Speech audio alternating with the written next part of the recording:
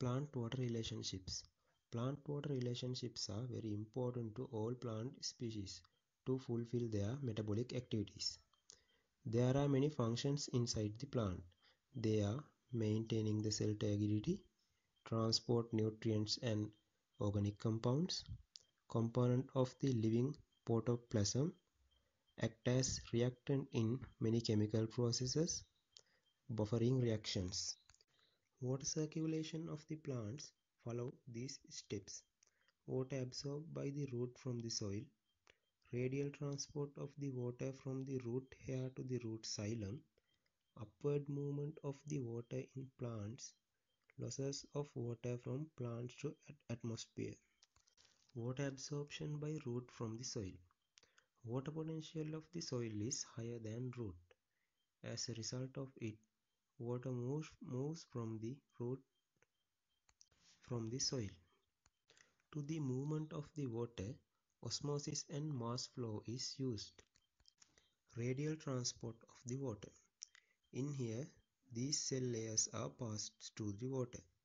Epidermis, cortex, endodermis, pericycle and xylem tissue of the root. In here, transportation occurs through these pathways: apoplast pathway, symplast pathway and membranous bound pathway. All these pathways are passive pathways. Water movements happen from the diffusion, mass flow and osmosis. Only essential ions for the plants can come through the endodermis. Casparian strip facilitate this. Upward movement of the water in plants. This is happen through the xylem tissue in the plant. It can be described by using addition cohesion tension theory. Water column in the xylem tissue is removed through the stomata during the daytime according to the water potential gradient. Loss of water from plant to atmosphere.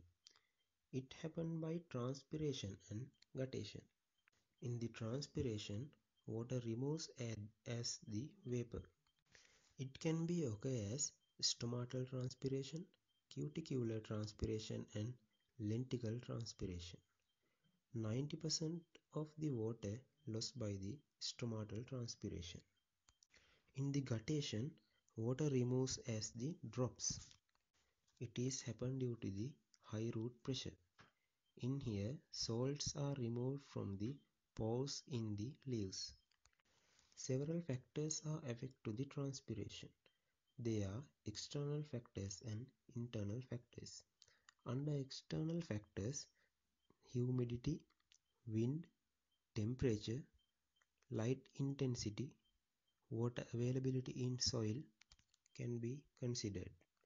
Under the internal factors, number and distribution of the stomata, internal structure of the leaves, amount of water inside the plant can be considered. In the harsh climatic conditions, plants adapt to the drought conditions. There are many adaptations to the drought to the plant. They are having thick cuticle, having epidermal hairs, having sunken stomata, rolling the leaf bundles, leaf modified as spines. There are many advantages of the plants from the transpiration. They are water absorption, movement of water through the mineral and salt, cooling the plant, and mineral and salt transportation. Main disadvantages of the transpiration is wilting of the plant. Created using powtoon.